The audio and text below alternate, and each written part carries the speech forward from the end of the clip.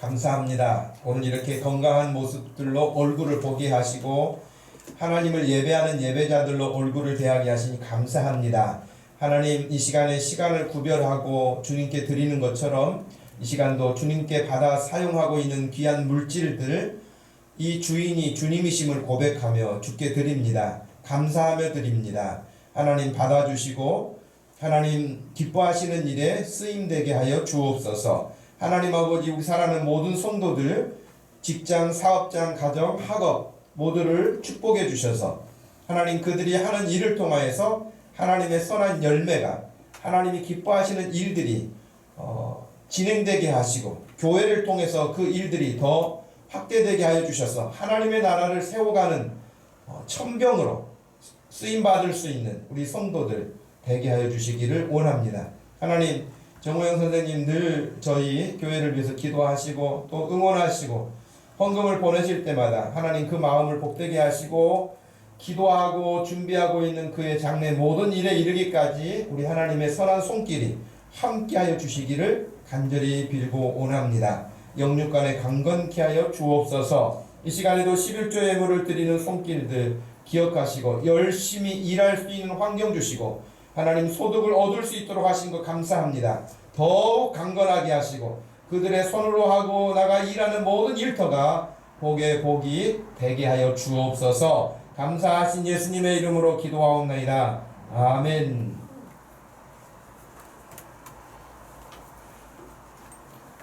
오늘 우리에게 주신 하나님 말씀은 에베소서 4장 11절에서 16절까지 말씀입니다.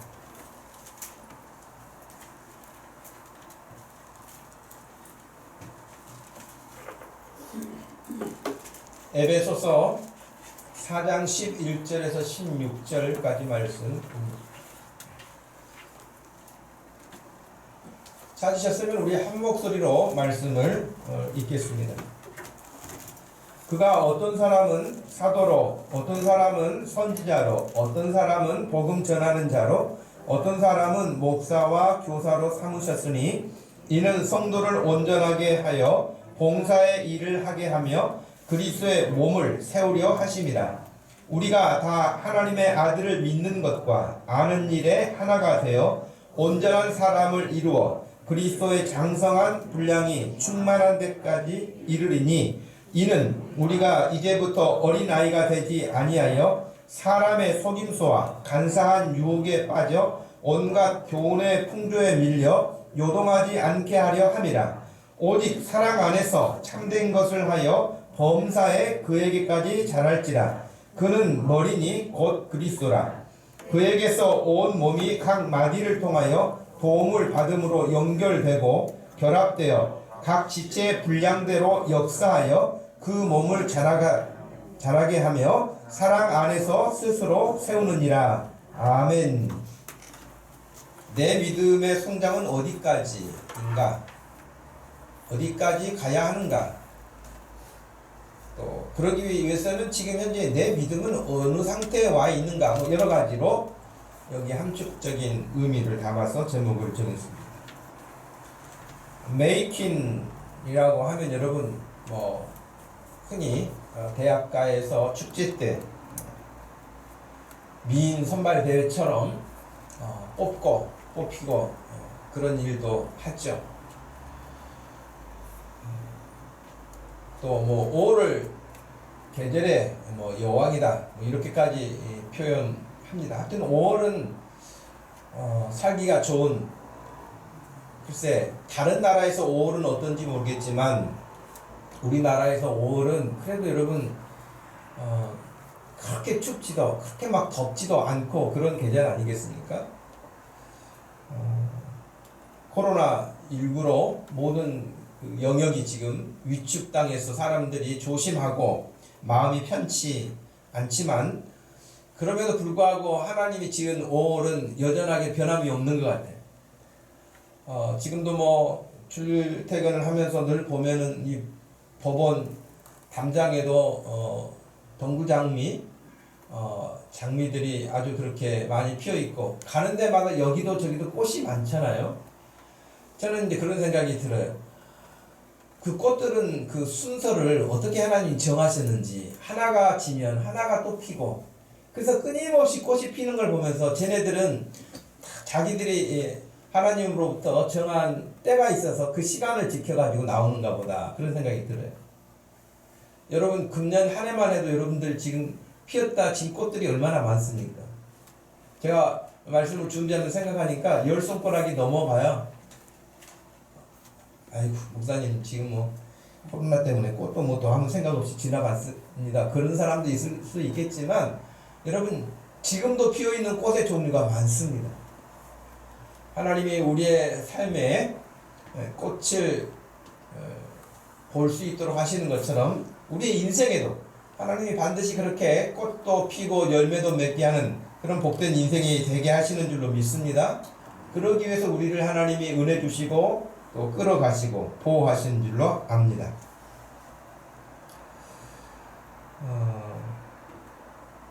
우리가 지금 오늘도 이렇게 예배를 드리게 되는데요. 우리가 이렇게 모여 예배를 드리는 이유가 뭔가? 왜 예배를 드려야 되는가?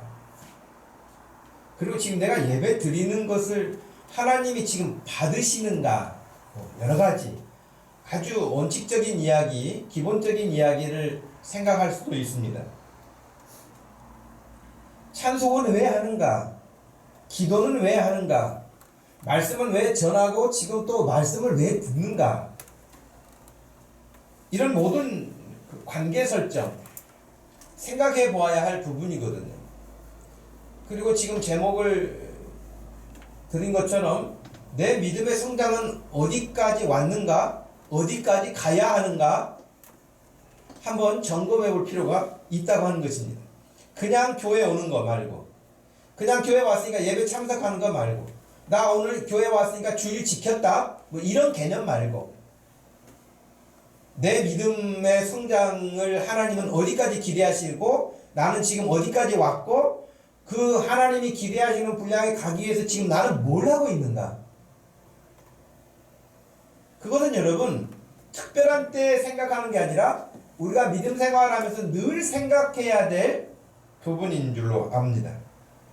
오늘 성경 본문에 이미 다 답이 나와 있지만요. 한 절 한 절 우리가 살펴볼 필요가 있습니다. 그가 어떤 사람은 사도로, 어떤 사람은 선지자로, 어떤 사람은 복음 전하는 자로, 어떤 사람은 목사와 교사로 삼으셨다. 교회 안에 하나님께서 어떤 사람은 사도, 지금은 사도가 없죠. 예수님의 12 제자를 사도로 우리가 칭하니까요. 어떤 사람은 선지자로, 역시 선지자도 지금은 없습니다. 특별히 구약에 하나님이 하나님의 메신저로 사용하기 위해서 선지자들을 세우셨던 것을 우리가 압니다. 복음 전하는 자, 전도자들 있죠. 또 어떤 사람은 목사와 교사, 목사와 교사는 따로 분리하기도 하고 목사인 교사라고도 말합니다. 그렇게 하나님이 교회 안에 이렇게 하나님의 일꾼들을 세우셔서 일하는 일, 그러니까 여기서 선지자가 뭘 합니까? 목사가 뭘 합니까? 복음 전하는 자가 뭘 하는 일입니까? 하나님의 말씀을 전파하는 것이잖아요. 증거하는 거잖아요. 그 일에 대해서 사람들에게 가르치는 거고 양육하는 거잖아요. 자, 그런 일을 통해서 12절 말씀을 보니까 이 일로 인하여서 성도를 온전하게 한다는 거예요. 첫 번째 성도를 온전케 한다는 거예요. 이렇게 일꾼들을 세우셔서 하나님이 하시는 첫 번째는 성도를 온전케 한다.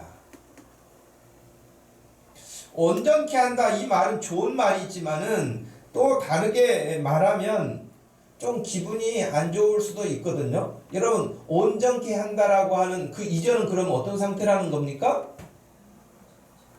온전하지 못한다. 온전하지 못하다는 굉장히 고급스러운 표현 같고요. 부족하다, 모자라다 그런 거 아닙니까? 근데 여러분 보고 누가 좀 더 모자라지? 그럼 기분이 좋습니까? 좀 쟤는 좀 모질한 애야, 덜 떨어진 애야. 그럼 기분이 다 나쁠 거예요. 그쵸? 그런데 저와 여러분은 이미 온전치 못한 사람들이에요. 12절에 그랬잖아요. 성도를 온전케 한다 그랬잖아요. 그러니까 온전하지 못하기 때문에 온전케 하기 위하여서 선지자나 사도나 복음 전하는 자, 하나님의 말씀을 선포하게 하는 목사, 이런 사람을 세우셔서 계속해서 우리를 온전케 해 가시려고 한다는 거예요.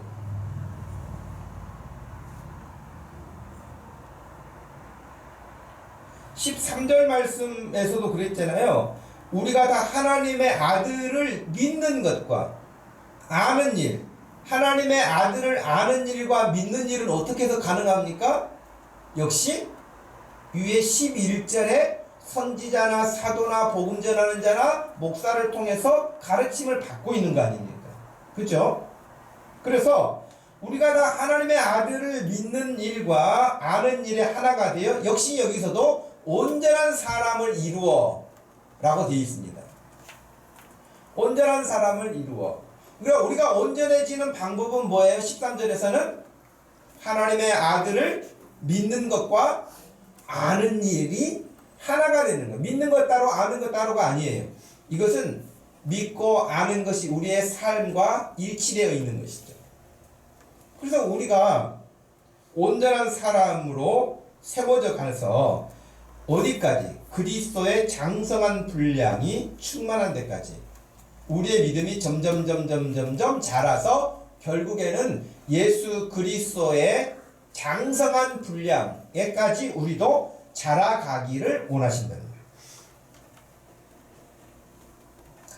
이 말씀 지금 11절, 12절, 13절 말씀을 통해서 성도를 온전케 하는 하나님의 뜻을 따라서 우리가 여기까지 왔다면 당연히 우리는 하나님이 우리를 온전케 하시기를 원하신다는 걸 알아야 되겠죠. 그러면 우리가 온전해지기 위해서 역시 해야 될 일은 또 뭐겠습니까? 그리스도를 아는 일, 하나님의 아들을 아는 일, 배우는 일, 훈련하는 일, 가르침을 받는 일, 이런 것들이 필요한 거예요, 여러분.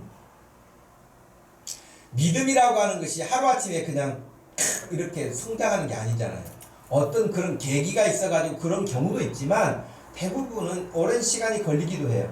사람에 따라서는 약간 차이가 있기는 하지만 시간이 걸려요. 그러나 시간이 걸리기는 하지만 여기서 떼서는 안 될 일이 뭐냐면 늘 배워야 되는 거예요. 늘 배워야 되고요. 가르침 받아야 돼요. 이것은 내 믿음이 빨리 성장하느냐 더디 성장하느냐 그 두 번째예요. 그러나 늘 배움이 없다면 불가능한 일이죠. 그렇기 때문에 교회를 오래 다닌 연수는 있는데 성도로서 온전한 모습을 또 다른 말로 바꾸면은 성숙한 모습을 보이지 못하는 경우들이 있어요. 교회는 오래 다니는데 그 이유는 잘하지 않기 때문이죠. 예.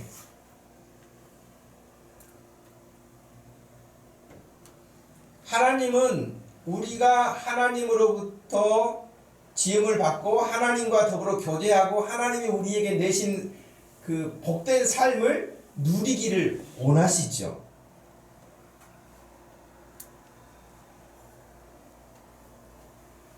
여기 우리를 온전하게 한다라고 하는 게 온전하다는 말이 완벽하다는 뜻은 아니에요. 우리는 예수 믿어도 완벽해질 수가 없잖아요. 온전해지게 하는데 이 온전하게 한다라고 하는 그 헬라어 단어가 가지고 있는 가장 기본적인 의미는 뭐냐면 뼈가 부러졌어요. 뼈가 부러졌는데 그 뼈를 잘 이렇게 붙여서 뼈가 부러졌던 부분이 다시 서로 접합이 돼가지고 잘 붙어 있다. 그런 의미예요. 온전하다라고 하는. 그러니까 하여튼 헬라 사람들이 쓸 때 그런 의미로 그 단어를 썼는데 지금 이 말씀을 통해서 약간 확대 해석해 본다면 하나님과 우리와의 관계가 부러진 거죠. 죄로 말미암아서 끊어진 것이죠. 골절을 당한 것이죠. 그런데 예수 그리스도로 말미암아서 다시 온전해지는 거예요. 다시 붙어서 뼈가 건강을 찾는 것처럼 하나님과의 관계가 다시 회복된 거예요.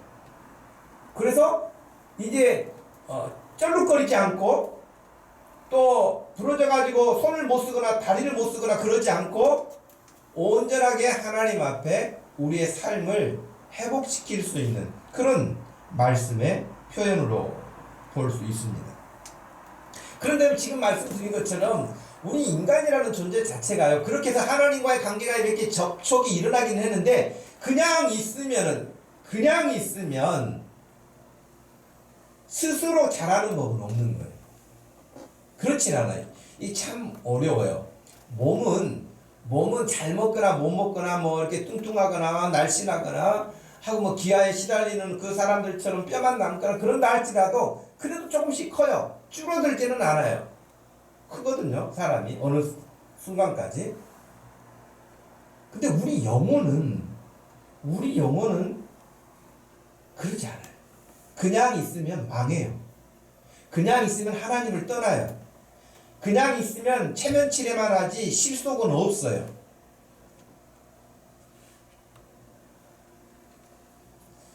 전에도 제가 말씀을 드렸던 것 같은데요. 여러분 신앙생활을 아주 쉽게 그 생활 속에서 좀 잘 하려면 이렇게 하면 돼요. 여러분 하루에 뭐 다이어트를 하거나 건강관리를 위해서 밥을 뭐 2끼를 먹는 사람도 있고 혹은 1끼를 먹는 사람도 있겠지만 그래도 몇 날 며칠 계속 굶으면서 사는 사람은 없잖아요. 뭐라도 먹기는 먹잖아요. 그죠? 그것처럼 여러분은 몸도 있고 영혼도 있잖아요. 그러니 여러분의 몸을 위해서 음식물을 먹는 것처럼 그 음식물의 절반도 아니고 3분의 1만 영혼을 위해서 먹이세요. 가능할까요? 하루에 밥 3끼 먹는다고 한다면 한 번 정도는 하나님 앞에 시간을, 밥 먹는 시간 여러분 후딱 먹어가지고 어떤 사람은 10분 만에 먹을 수도 있지만 밥 먹는 시간을 30분이라고 잡는다면 그러면 하루면 1시간 반이잖아요. 3끼를 먹는다면 뭐 차 마시고 뭐하고 이런 거 다 빼고 그냥 밥만 먹는다 해서 30분 잡는다면 여러분 하루에 한 끼, 영혼을 위해서 한 끼 먹는다 생각하고 30분 정도는 하나님께 투자해 볼 필요가 있지 않겠어요? 여러분의 영혼을 위해서. 그 사람은 반드시 영혼이 자랄 겁니다. 믿음이 자랄 겁니다. 자라지 않을 수가 없어요. 정말. 근데 우리는 너무 몸만 챙겨요. 우리 영혼을 챙기지 않아요. 어제 제가 교회에 있는데 전화 한 통을 받았어요. 뭐 그냥 자기 소개도 없고 뭣도 없고 그냥 뭐 성경에 대해서 뭐 질문할 게 있다면서 막 질문하는. 근데 목소리를 들어보니까 이건 제 그냥 느낌이지만 목소리를 딱 들었을 때 이 건강한 사람이 아니구나, 영적으로. 그런 정도는 분별력이 생기거든요. 청년인데 막 질문을 한 10몇 가지를 하는 것 같아요. 천사부터 시작해서 뭐 줄줄이 뭐 영이라고 하는 게 뭐냐, 뭐 창세기에 나오는 영은 뭐고, 뭐 신약에 나오는 영은 뭐냐, 천사는 뭐 어떻게 우리가 볼 수 있느냐, 하나님은 형상이 있느냐 없느냐 등등등 막 뭐 종횡 무진으로 막 이렇게 물어봐요. 근데 그 목소리가 정말 성경을 읽다 궁금해가지고 조심스럽게 전하는 사람이 아닌 거예요. 그런 사람은 예의도 있고 조심스러운 게 있는데 이단 아닐까 그런 생각이 들어요. 괜히 교회 떠보고 뭐 하려고 그러겠죠. 근데 하도 이제 해서 막 하나님 형상 찾고 뭐 하고 막 우상을 섬기지 말라 그랬는데 어떻게 뭐 사람들은 이렇게도 말하고 저렇게도 말하는데 등등 말했거든요. 대답하기도 그렇고 그 하나님에도 좀 알고 싶으면 야고보서에 나와 있으니까 야고보서 읽어봐라. 길지도 않으니까. 대답 그만해줬어요. 근데 사람들이 그렇게 엉뚱하게 하는 경우도 있어요. 그러나 여러분의 영혼을 위해서는 관리를 해야 되고 여러분의 영혼을 단장해야 됩니다. 반드시. 그 청년의 목소리를 듣고 질문 내용을 들어볼 때 영적으로 건강하지 못하거나 하는 것을 받게 됐는데 여러분의 영혼 상태를 늘 점검하십시오. 그냥 우리가 말하는 시민의식, 정신, 맑은 정신, 건강한 생각 뭐 이런 정도의 수준이 아니고요. 하나님이 보고 계시는 영혼, 여러분의 다른 말로는 속사람, 하나님과 연관되어 있는 그 부분 점검해야 돼요. 살펴야 돼요. 그래서 여러분에게 제가 제시하는 것은 하루에 30분만 투자하시라. 영혼을 위해서 꼭 한번 해보세요. 한 달만 해도 여러분 굉장히 달라질 거예요. 우리는 배가 고프면 금방 반응을 하잖아요. 저도 이제 좀 교회에서 늦게 퇴근하면서 이렇게 가잖아요. 그러면 그 홍익병원 지나고 이렇게 지나가면은 그쪽에 뭐 치킨집이 있는지 그렇게 치킨을 먹고 싶구나. 그래. 근데 집에 가서 밥 먹으면은 치킨 생각은 싹 사라져요. 배고프면요 냄새도 다 먹고 싶은 생각이 들 만큼 그렇게 자극을 하잖아요. 여러분 마찬가지예요. 여러분 영혼이 그런 목마름이 있어요? 영적으로 갈급해. 뭔가 좀 알아야 되겠어. 내가 이렇게만 있으면 안 되겠어. 라고 하는 자기의 어떤 그런 영적 감각이 있는가 하는 것입니다. 우리 주님이 이미 말씀해 주신 것처럼 사람이 떡으로만 살지 않는다고 하셨잖아요. 그러니까 이건 그냥 유명한 예수님이 해주셨던 말씀이니까 애우고 있는 유명한 말씀이니까 애우기 위해서 있는 말씀이 아닌 거예요. 아시죠? 이 말씀이 왜 있어요? 하나님의 입으로부터 나오는 모든 말씀으로 사람이 산다. 그것을 우리에게 알려주시는 거잖아요. 이 말씀은 요절 외우기가 쉬워. 여러분 수련회 다니고 뭐 주일학교 출신들이라면은 이런 말씀 뭐 식사하기 전에 요절 외우고 막 했던 그런 기억도 있을 거란 말이죠. 그 짤막해서 외우기 쉽다 해서 있는 말씀이 아니라 이 말씀에 보면 사람이 하나님의 말씀으로 산다는 거예요. 떡으로만 사는 게 아니라는 거예요. 베드로 사도도 갓난 아기들 같이 순전하고 신령한 저지를 비유를 했는데 순전하고 신령한 젖은 곧 하나님의 말씀이잖아요. 하나님의 말씀을 갓난 아기처럼 사모하라는 거예요. 어떤 사람의 이야기에 따르면 갓난 아기는 하루에 자기 몸의 3배를 먹는다 그런 이야기가 있어요. 자기 몸무게의 3배를 먹는데요. 그냥 걔네들 하는 일은 먹는 일이잖아요. 먹고 배설하고 자고 그거밖에 없어요. 그런데 베드로가 왜 하루에 3끼는 꼭 먹어라 이런 식으로 말하지 않고 갓난 아기들 같이 순전하고 신령한 저지를 사모하라고 그랬을까? 그런 생각이 들어요.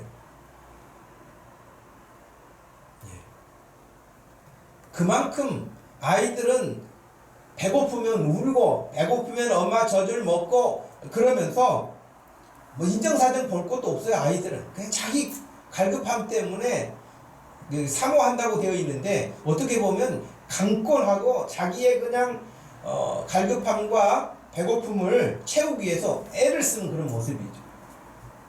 그래서 그 하나님의 말씀으로 너희로 구원에 이르도록 잘하게 한다. 여기서 또 잘하게 한다는 거예요. 로마서 10장에서도 바울이 믿음은 들음에서 나는데 그 들음은 그리스도의 말씀이라고 그랬잖아요. 그러니 하나님의 말씀을 여러분이 영적으로 늘 사모하는 가운데 듣지 않으면 장성한 믿음으로 성장할 수는 없다라고 하는 것입니다. 그런데 하여튼 분명하게 여러분 이 지금 세 구절 말씀을 소개했습니다마는 이 말씀을 또 기억하셔서 여러분들이 영적으로 하나님의 말씀을 사모할 수 있기를 바랍니다. 하나님의 은혜를 사모할 수 있기를 바랍니다. 그런데 예수님이 이런 우리들을 잘 아시기 때문에 이렇게 말씀하신 적도 있어요. 요한복음 4장 사마리아 여자에게 예수님이 하신 말씀이잖아요. 이 물을 너 지금 물 들어왔지. 근데 네가 들어온 그 물을 마시면 다시 목마를 것이다. 그것은 우리 몸을 말하는 거잖아요. 그죠? 그런데 14절 말씀에 내가 주는 물을 마시면 영원히 목마르지 않는다. 근데 이것은 서로 이렇게 대칭해서 우리에게 설명해주고 있는 것이지 예수님이 주신 물을 마시면 영원히 물은 죽을 때까지 안 마셔도 된다 그런 뜻인가요? 그건 아니잖아요. 여기 13절 말씀에 물은 몸을 의미하기도 하고 영적인 부분도 들어가 있어요.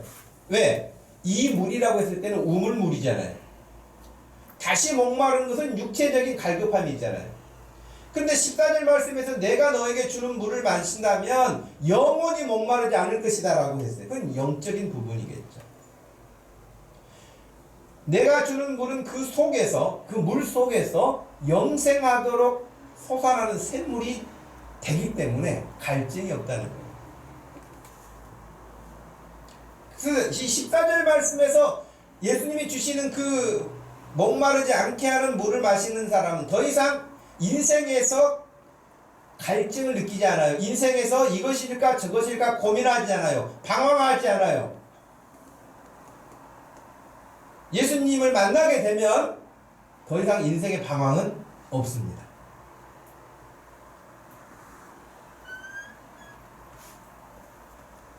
사람마다 여러 가지 물론 다양한 반응이 있을 수 있습니다만은 분명한 것은 예수님 만나면 인생 방황은 끝입니다. 여러분들의 마음속에 뭔가 방황스럽고 하는 것은 아직 예수님을 안다고 하지만 예수님을 더 깊이까지 만나지 못한 영역이 있어요.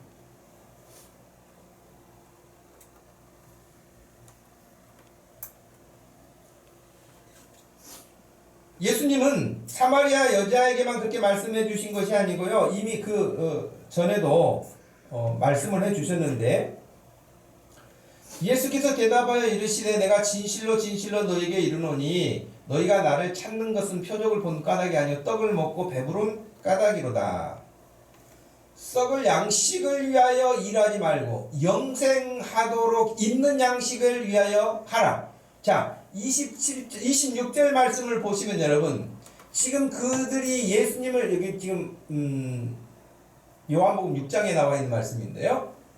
예수님이 오병이어의 기적을 일으키시고 그들에게 먹을 것을 주셨을 때에 그들이 예수님을 지금 막 따라다녔단 말이죠.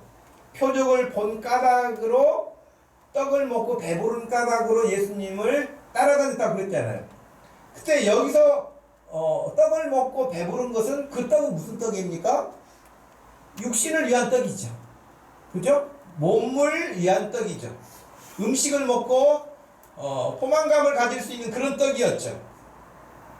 근데 그것 때문에 예수님을 쫓아다닌다는 거예요. 지금 26절 말씀이. 근데 그 떡은 어떤 떡이에요? 27절에? 썩을 떡이에요. 썩을 양식이에요. 그것을 위해서 일하지 말아라. 영생하도록 있는 양식을 위해서 일해라. 아까 요한복음 4장 말씀에서도 마시는 물과 영생하도록 하는 물과 비교하셔서 말씀해 주신 것처럼 여기서도 마찬가지입니다.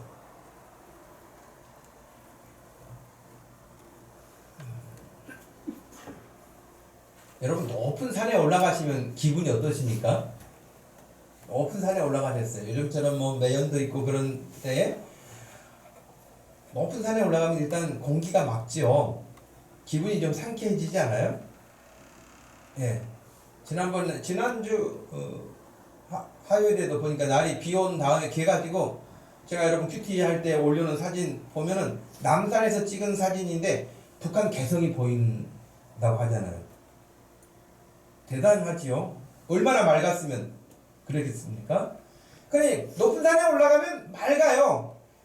우리 몸이 느끼고 반응하는 거잖아요. 여러분 하나님께 예배드리고 하나님께 찬송하고 하나님께 나와 기도하고 이러면 우리의 속사람의 상태가 높은 산에 올라온 것처럼 그렇게 유쾌하고 상쾌할 수 있기를 바랍니다.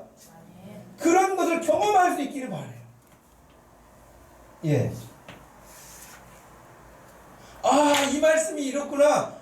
이 말씀대로 내가 그냥 살아야 되겠구나. 내가 괜히 걱정하고 고민하고 근심했는데, 내가 이 말씀대로 살아야 되겠구나. 딱 그 말씀 붙잡는 거예요. 그런 사람은요, 예수님 말씀하신 것처럼 영생하도록 있는 양식을 붙잡은 사람이고요. 영원히 목마르지 않는 그 양식을, 그 생명수를 마시는 거예요. 여러분이 예배 드리러 와서 하나님의 말씀을 듣는 이 순간에 성령께서 여러분과의 관계 속에서 어떤 부분을 깨닫게 하실 때에 놀랍게 그런 반응이 일어나는 거예요. 그래서 여러분에게 늘 은혜를 사모하라고 제가 말씀을 드리잖아요.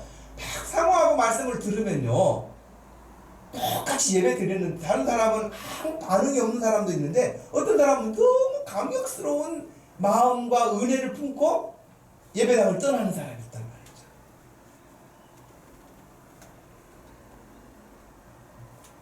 그런 여러분, 영혼의 양식을 위해서 썩을 양식이 아닌 영생하도록 있는 양식을, 물론 이 말씀을 오해하면 안 돼요. 27절 말씀, 그러면 우리는 아무것도 안 먹고 살아야 되니까 그냥 흔히 말하는 직장에 나가서 일하고 그러면 다 지금 썩을 양식입니까?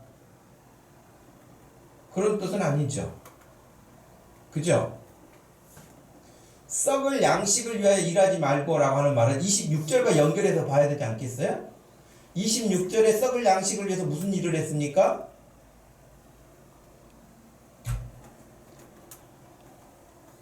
여러분들 안 졸리게 하려고 제가 자꾸 질문하는 거예요.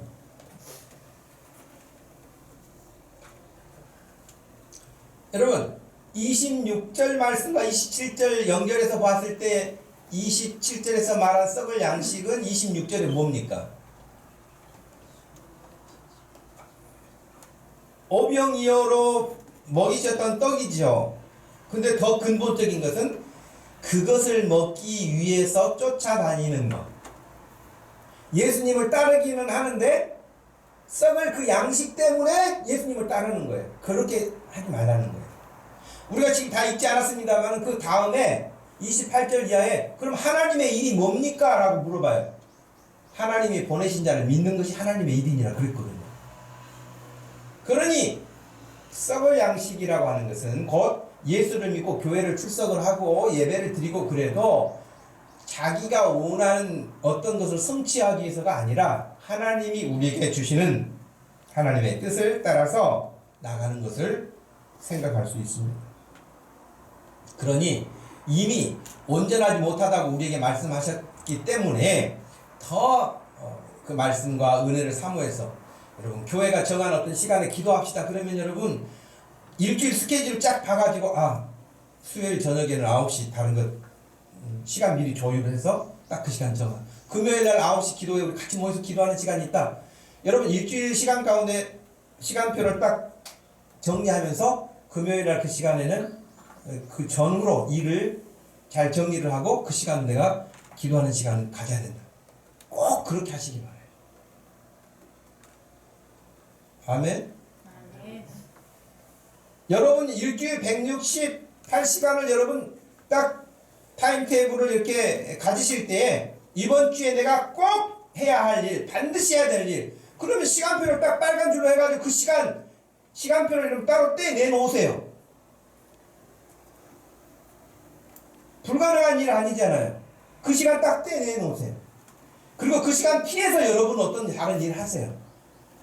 그래야 여러분의 영혼이 성장하고 성숙하고 주의 뜻을 따라 갈 수 있습니다. 두 번째.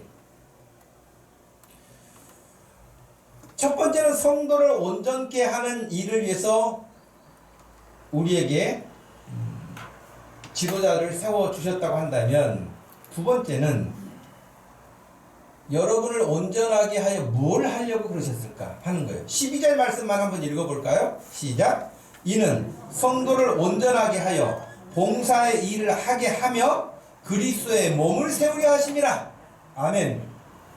결국에는 예수 그리스도의 몸인 교회를 세우기 위해서예요. 그것을 위해서 성도를 온전하게 준비시키고 무장시키는 거예요. 교회를 이루기 위해서.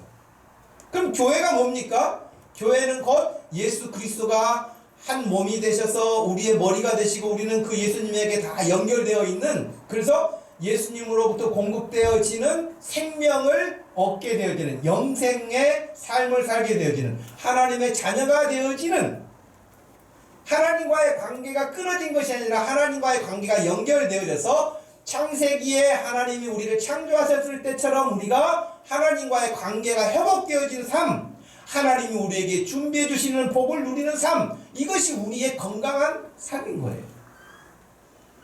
그 일을 위해서 교회를 세우시는 거예요. 교회는 이 땅에서 하늘의 소망을 안내하는 유일한 기관이에요. 여러분 외국인들이 혹은 여러분들이 외국에 여행을 가셔서 잘 모를 때 길을 물어보는 안내소가 있으면 그 안내소에 갔을 때 안내원이 그 부분을 안내해 주죠. 천국에 대해서 안내해 줄 수 있는 유일한 기관은 이 땅에서 교회인 거예요. 그래서 천국의 소망을 가지고 있는 사람이라면 당연히 교회 안내를 받아야 되겠죠. 교회는 천국의 소망을 심어주는 것만이 아니라 평안함도 있는 것입니다. 천국에 그 하나님으로부터 공급받는 은혜로 말미암아 평강을 누리는 곳이 교회이기도 하고요. 우리의 영혼이 보호를 받는 곳이기도 하고요. 우리 영혼이 기쁨을 누리는 곳이기도 하고요. 교회는 그런 곳이에요. 인생에서 더 이상 방황하지 않고 교회를 통해서 하나님이 주시는 그 놀라운 것들을 누리게 되는 거예요. 저는 여러분들이 교회를 다니면서 제발 그 부분을 놓치지 않았으면 좋겠어요. 하나님으로부터 공급되어지는 것을 누리며 살 수 있기를 바라요. 교회가 크고 적고 규모가 여러분 그건 아주 두 번째, 세 번째 문제예요. 첫 번째는 하나님으로부터 공급되어지는 은혜를 누리고 살.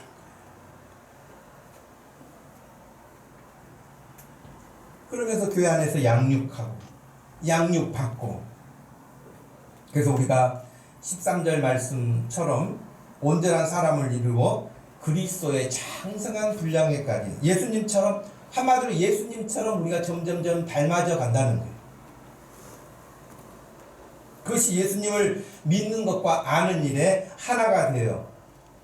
예수님이 하나님 아버지를 기쁘시게 하고 사람이 이렇게 살아야 된다라고 모범을 보여주신 것처럼 우리도 예수님을 점점점 닮아가는 것이에요.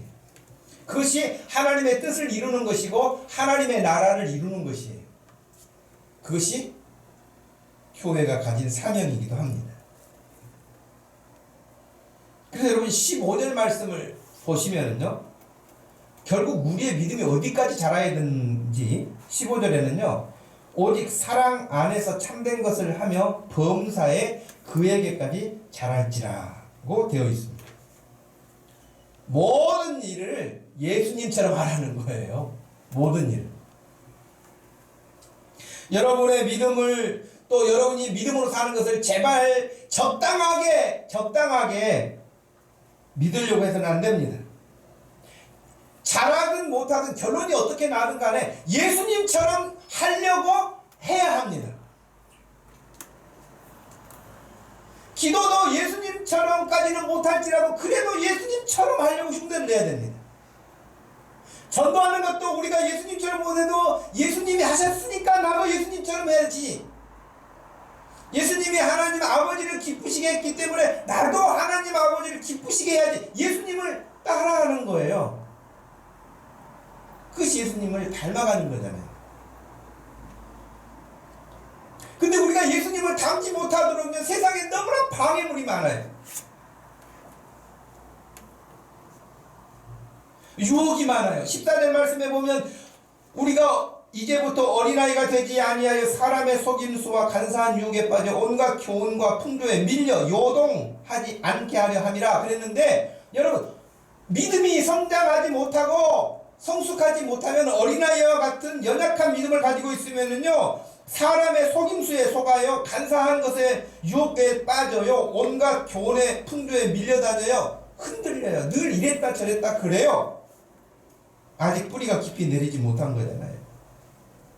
우리가 살고 있는 이 세상이 얼마나 거짓으로 난무한 세상입니까?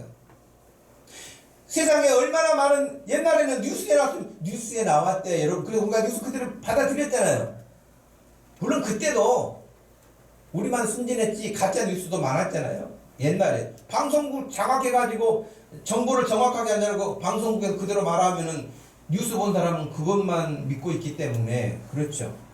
근데 지금 가짜 뉴스가 너무 많아서 진짜 뉴스와 가짜 뉴스를 구분해야 하는 세상이에요.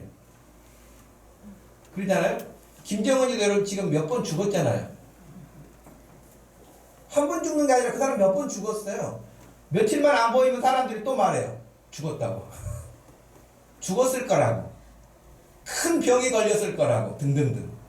오늘 아침 신문에 보니까 또 등장했더라고요. 그러니까 김정은이 안 보인다고 물론 여기서 걱정한 사람은 없겠지만 사람들의 그 민감한 반응들, 자기들이 쓰는 생각들, 소설들 그래요. 근데 이제 그런 뉴스는 그럴 수도 있고 저럴 수도 있어요. 여러분 진짜 중요한 게 뭐겠어요? 여러분의 영혼을 이끌고 있는 하나님의 말씀이 거짓 복음이면 어떻게 되겠어요? 그냥 망하는 거죠. 영혼이 멸망으로 끝나는 것이죠. 이게 무서운 거 아닙니까? 세상 뭐 방송국에서 채널 돌리면서 듣는 그 뉴스는 가짜 뉴스를 볼 수도 있다니까요. 진짜도 있고 가짜도 있고 섞일 수도 있어요. 근데 하나님의 말씀이 여러분에게 거짓 복음이 들어가게 되면 여러분은 망하게 되는 거예요. 근데 그 망하게 되는 사람들이 누구냐? 어린아이처럼 믿음이 성장하지 못해가지고 누가 이 말하면 혹 그리 가고 저 말하면 저리 가고 휩쓸리는 거예요. 이단에 넘어간 사람들이 다 그런 사람들 아니겠습니까? 사람의 속임수, 간사한 유혹 빠진다는 거예요. 온갖 교훈, 풍조 그것 때문에 밀려다닌다는 거예요. 근데 말씀으로 성장하고 성숙해지면 그러지 않는다는 거예요.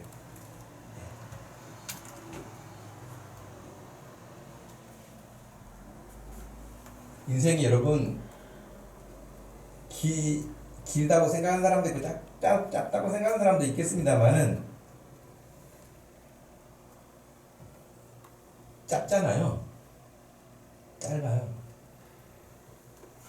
저도 10년 후면 어떻게 될까 이런 생각을 해보는데 10년 세월이 그렇게 길지가 않게 느껴지더라고요. 이게 나이가 들어가는 건지. 벌써 금년도 5월이 다 끝나가잖아요. 1년이 시작하면 1년이 그냥 금세 사라지잖아요. 그럼 뭐 10년이라고 해봐야 뭐 그렇게 길지 않죠. 10년 후 생각하면 조금 좀 부담스럽기도 해요. 그 나이가 돼버리면 어떻게 되나 이런. 우리가 헛된 것에 빠져서 그 아까운 시간을 거기에 쓸 만큼 그렇게 여유가 없어요. 돈이 많으면 그냥 흥청망청 쓰다가 그래도 또 이쪽에 많이 남아있으니까 그럴 수도 있잖아요. 뭐 이거 가지고 종잣돈으로 사먹으면 되니까 그럴 수 있는데 돈이 없는 사람 딱 주어진 어떤 액수만 있는 사람은 저럴 수도 없잖아요. 또 생각하고 또 생각해서 그것을 잘 분배해서 써야 되잖아요. 마찬가지인 거예요. 인생의 시간이 한번 죽고 뭐 다음에 살면 또 한번 그때 잘 살아보지 이런 게 없잖아요. 우리에게 주어진 시간이 길지 않아요. 그러니 아껴 써야 돼요. 조심하게 써야 돼요. 여러분에게 주어진 그 시간 정말 아껴서 쓰고 조심하게. 여러분의 영혼이 살찌우고 영혼이 성숙해지고 여러분의 영혼이 예수님을 닮아갈 수 있도록 하는 그 일에 여러분들이 쓰임받을 수 있기를, 여러분의 시간을 사용할 수 있기를 주님의 이름으로 축복합니다. 마지막 세 번째는요. 마지막 세 번째는 결국 교회는 함께 성장해 가야 한다는 거죠. 16절 말씀 같이 한번 읽어볼까요? 그에게서 온 몸이 각 마디를 통하여 도움을 받음으로 연결되고 결합되어 각 지체의 분량대로 역사하여 그 몸을 자라게 하며 사랑 안에서 스스로 세우느니라. 아멘. 결국 그의 몸은 교회인데요. 우리가 앞에서 교회를 세우려고 우리를 온전케 하신다 그랬잖아요. 그리고 교회를 세워서 그 교회를 통해서 각 마디가 통한다는 거예요. 도움을 받는다는 거예요. 연결이 된다는 거예요. 결합이 됐다는 거예요. 지금 한 단어 한 단어가 다 뺄 수 없는 중요한 단어잖아요. 그래서 결국에는 각 지체의 분량대로 역사한다는 거예요. 그리고 그 몸을 자라게 하며 사랑 안에서 스스로 세운다. 교회가 그렇게 성장해 간다. 네. 교회가 성장해 간다. 첫째, 교회가 성장해 간다고 하는 그런 그 의미는 사람의 숫자가 많아져 간다, 예배당이 화려해져 간다, 그 의미가 아니죠. 지금 우리가 5명이 시작했던 10명이 시작했던 100명이 시작했던 그 교회가 있다면 그 교회가 하나님을 향하여서 점점 성숙해져 가는 것, 예수 그리스도를 닮아가는 것, 그것이 성장하는 거예요. 우리는 지금까지 교회 성장이라고 하면은 100명 모이는 교회가 1000명 모여야 성장하는 걸로 생각해요. 그것도 성장이라고 해요. 그것도 성장이라고 합니다.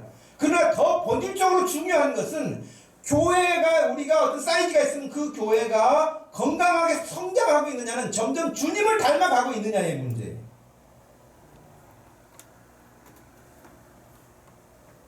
주님을 닮아가고 교회가 성장하느냐는 것은 결국에는 누굽니까? 내 자신이 얼마만큼 성장하고 성숙해지냐가 우리 교회 성숙도를 말하는 거 아니에요? 나는 우리 교회는 그래도 평균치는 되는 것 같아. 뭐 기도 안 하는 사람이 있는데 나는 그래도 기도 한 하루는 정도 하거든? 얘들은 이런 수준 같아가지고는 여러분 별거 없잖아요. 그러니 여러분의 개인의 믿음을 생각해 보십시오. 여러분이 교회가 지금 가고 있는 일에, 기도하고 있는 일에, 말씀을 듣는 일에, 배우는 일에 여러분들이 어떻게 마음을 쏟고 어떤 마음을 가지고 같이 자라가고 있는가. 교회 안에는 불필요한 사람이 한 사람도 없습니다. 다 필요합니다. 다 필요해요. 그래서 서로 연결되고 도움을 받아요. 천하의 믿음 없어 보이고 별 볼 일 없는 것 같은데 그 사람 다 필요해. 다 필요해요. 그런데 여기 강조점은 한 가지만 그 말씀을 더 생각한다면 16절 말씀에 마지막 부분에 그랬잖아요. 이 모든 것들이 온몸이 마디를 통하고 도움을 받고 연결되고 결합되고 지체 분량대로, 지금 뭐 이것도 한 단어 한 단어 다 설명하면서 말씀을 전할 수도 있는데 일단 접어두고 그 몸을 다 자라게 하는데 어떻게 해서 자라게 되느냐? 사랑 안에서 자란다. 그렇게 돼 있어요.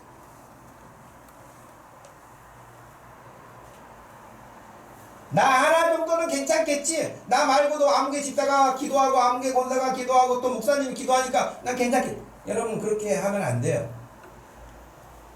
여러분 인천 코로나19 지금 확진자가 점점 많아진 사람 누군지 알죠? 학원에서 가르치는 강사 한 사람이 거짓말해서 그런 거 아닙니까? 거짓말했기 때문에 방역을 못하고 점점점 감염된지도 모르고 그 사람이 다니면서 또 감염시켜가 이렇게 지금 어마어마하게 사람들이 퍼져버렸잖아요. 나 하나쯤 여러분 그것이 얼마나 공동체를 파괴하는 일입니까? 그런데 여기서 사랑 안에서라고 그랬는데요. 함께 성장하는데 사도 바울이 에베소서에서만 해도 여러 번 말을 해요. 여기 3장 17절 말씀에서도 보면 너희가 사랑 가운데서 뿌리가 박히고 터가 굳어져서 18절 사랑을 알고 그렇게 나와요. 여러분 더 나가서 5장에 그러므로 사랑을 받는 자녀같이 그리스도께 너희를 사랑하신 것 같이 너희도 사랑 가운데서 행하라. 우리의 믿음이 함께 성장해 가는데 결국에는 사랑 안에서 성장해 가는 거예요.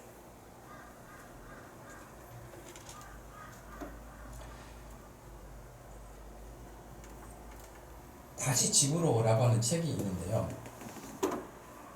뭐 한 5년 전에 나온 책인가 이 책이.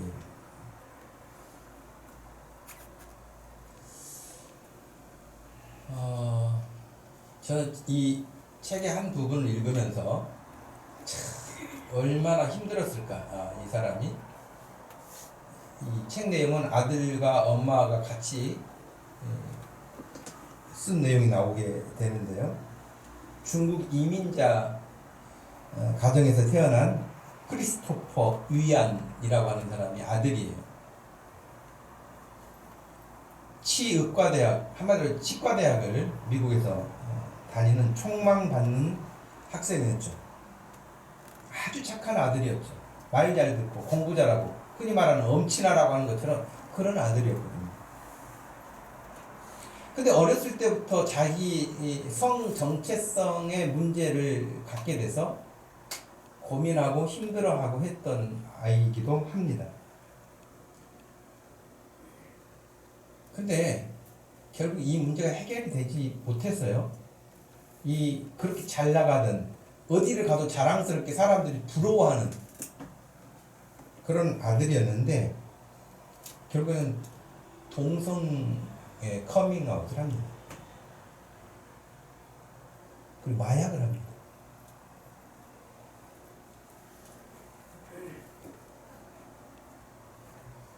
그리고 에이즈에 걸립니다. 기가 막히죠.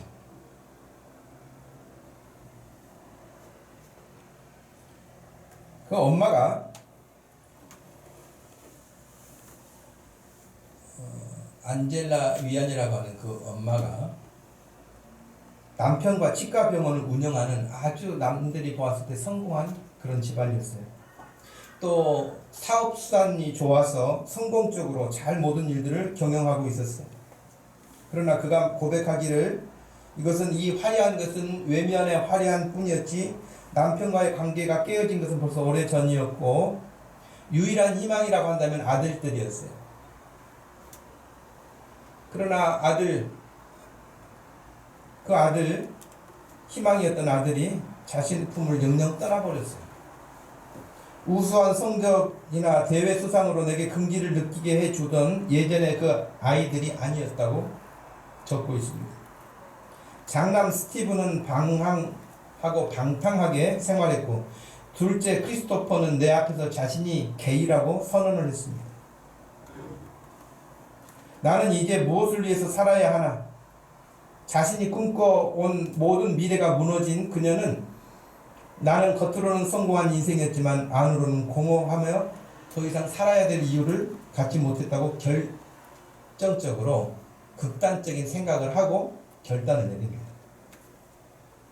그때 그 자기 시어머니가 자기한테 해줬던 이야기가 머리에 떠올랐다 그래요. 시어머니가 남편에게 해줬던 이야기를 말합니다. 여자는 자기 뜻을 이루지 못할 때 세 가지 수단을 쓴다. 첫째는 눈물을 흘리는 것이고 두 번째는 짜증을 내는 것이고 세 번째는 죽어버리겠다고 유혹하는 것이다. 그 시어머니가 아들한테 해줬던 이야기다. 여자들은 원래 그런다.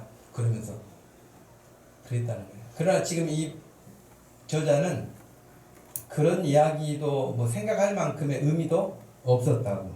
그래서 더 이상 삶의 의미를 가질 수 없어서 이제 그만 살아야 되겠다 생각하고 자살을 하기 위해서 기차를 탑니다. 근데 기차를 타는데 우연히 누군가가 전도지를 건네줬어요. 근데 그 전도지 내용이 로마서 8장 39절 말씀 적혀 있는 내용이었어요. 하나님의 사랑에서 그 무엇도 당신을 끊어놓을 수 없다. 이 말씀을 그가 뭐 얼마나 잘 알겠어요. 근데 그 말씀을 읽는 순간 하나님이 나를 사랑하신다고? 나 같은 사람을? 자기 혼자 그렇게 생각했는데 그 순간에 자기 귀에 들려왔대요. 그래, 내가 너를 사랑한다. 놀랍죠? 이런 체험을 해요, 이분이. 예수를 믿기 시작합니다. 자살을 하지 않고 예수를 믿고 남편과의 관계가 깨진 지가 오래됐지만 예수를 믿기 시작하면서 남편과의 관계를 회복합니다. 그리고 남편과 함께 그렇게 엉망진창이 되어버린 아들들을 위해서 기도합니다. 교회에 나가기 시작하면서 교회에도 기도를 부탁했습니다. 교회에서도 100명이 넘는 사람들이 기도할 때마다 그 아들들을 위해서 기도해 주었습니다. 7년이 지나도 자녀들은 돌아오지 않았습니다. 얼마나 절망스럽겠습니까? 그 어머니는 7년 동안 매주 월요일마다 금식하며 아들이 돌아오기만을 기도하고 또 기도하고 또 기다렸습니다. 들려오는 소식은 결국 아들 위안이 마약을 판매하다가 잡혀서 이제 감옥에 가게 됐다는 소식을 듣게 됐는데 7년 기도했는데 실망할 만하잖아요, 여러분. 그렇죠? 근데 하나님은 감옥에서 그 아들을 만지셨습니다. 감옥에 들어가서 그 아들이 성경을 읽게 됐습니다. 성경을 읽으면서 부모를 다르게 생각하게 됐습니다. 제가 그 책을 읽어봤는데요. 게이라고 선언하는 날, 이 게이들도요, 자기 게이들 그룹에서 커밍아웃을 해야 그 게이들도 계급이 있는데, 커밍아웃을 하는 사람이 이제 진짜라고 아주 초보 단계에서 인정해 준다는 거예요. 게이 선언을 커밍아웃을 안 하면 인정을 안 해준대요. 근데 커밍아웃을 하게 되면 이런 일이 있을 것이다. 다 예방 교육을 받고 나와요. 그 책에 보니까 부모가 이런 일을 반응을 보일 것이다. 죽어버린다고 할 것이다. 등등등 다. 근데 이미 그런 이야기를 듣고 이 아들이 왔기 때문에 부모가 너무 기가 막혀가지고 하여튼 그런 모습을 보면서도 아무렇지 않게 생각하고요. 그리고 진짜 자기 가족은 그 게이들이라고 생각한 거예요. 그리고 자기가 어떻게 하든지 자기의 모습 그대로 받아준다는 거예요. 그것이 진짜 가족이라고 생각하는 거예요. 이 아들이. 치과대학에 다니니까 아들이.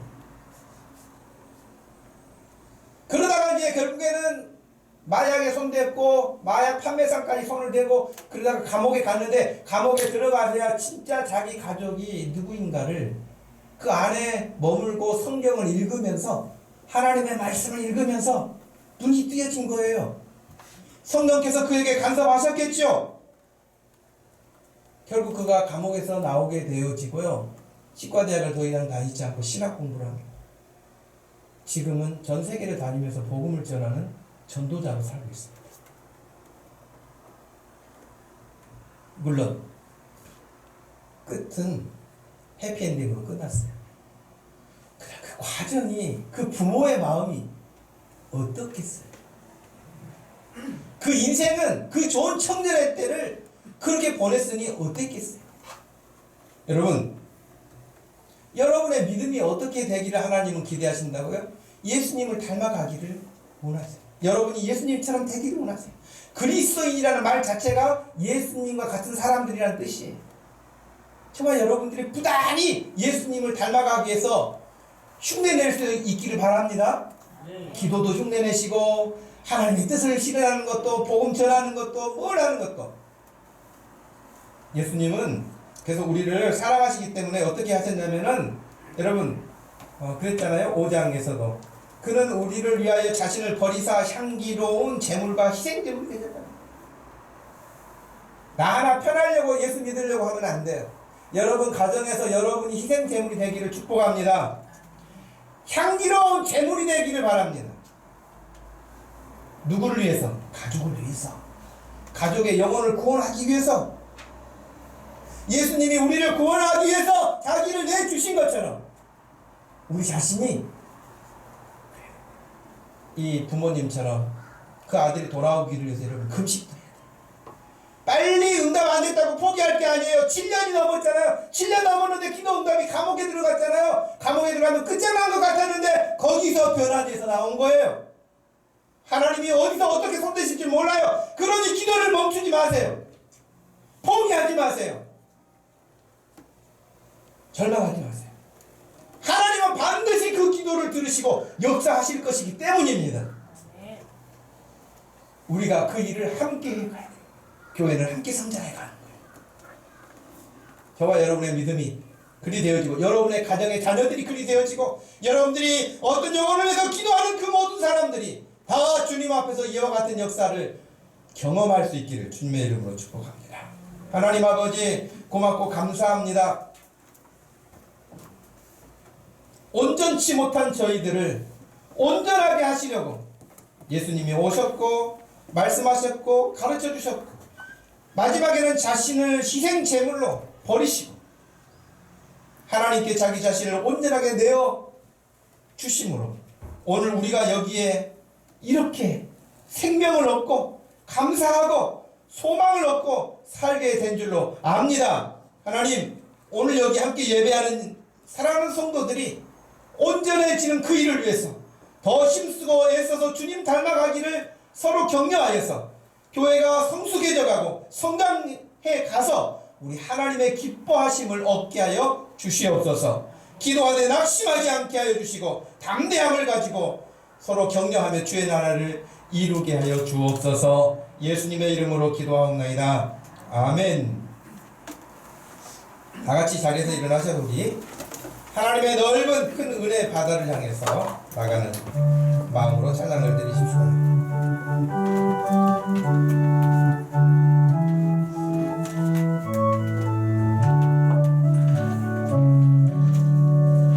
내 주 하나님 넓고 큰 은혜는 저 큰 바다보다 깊다. 너고 닷줄을 끌어 깊은 데로 저 한가운데 가보라. 언덕을 떠나서 장파에 배 띄워 내 주 예수 은혜의 바다로 내 맘껏 져가라. 왜 너 인생은 언제나 거기서 저 큰 바다 물결 보고 금인 모르는 깊은 바닷속을 한번 헤아려 안 보나. 언덕을 떠나서 장파에 배 띄워 내 주 예수 은혜의 바다로 내 맘껏 져가라. 많은 사람이 얕은 물가에서 저 큰 바다 가려다가 찰싹거리는 작은 바다 보고 마음 약하여 못 가네. 언덕을 떠나서 장파에 배 띄워 내 주 예수 은혜의 바다로 내 맘껏 져가라. 자고 가거라 이제 곧 저 큰 은혜 바다 향해 자고 내 눈을 저 깊은 데로 하라. 망망한 바다로 언덕을 떠나서 장파에 배 띄워 내 주 예수 은혜의 바다로 내 맘껏 져가라.